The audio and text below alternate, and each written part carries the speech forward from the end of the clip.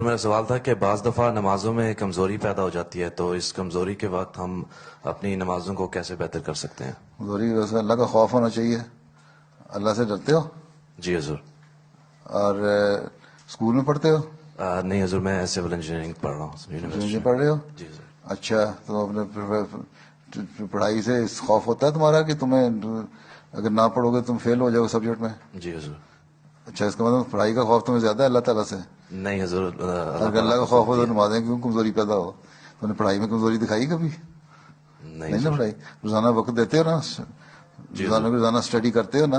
امتحان سے پہلے بڑا 6 گھنٹے 8 گھنٹے 9 گھنٹے پڑھتے ہو نا؟ کبھی اس لیے کہ تمہیں خوف ہے، ڈر ہے کہ میں فیل ہو گیا تو پتہ نہیں کیا ہوگا. جی. اور ٹیچرز کی باتیں اٹینٹیولی نہیں سنوں گا تو پتہ نہیں مجھے لیکچر کی سمجھ نہیں آئے گی. اللہ کی بات نہیں سنتے، کمزوری اس لیے پیدا ہوتی ہے. جی حضور. اس کا مطلب خوف بندے کا زیادہ ہے، اللہ کا کم ہے. حضرت مسیم علیہ السلام سے پوچھا تھا کہ میں کیا کیا کروں کیا نہ کیا کروں، تو ایک اصول آپ نے فرمایا کہ اللہ سے ڈرو اور سب کچھ کرو. اللہ کا ڈر ہوگا تو ٹھیک ہو جاؤ گے. ٹھیک.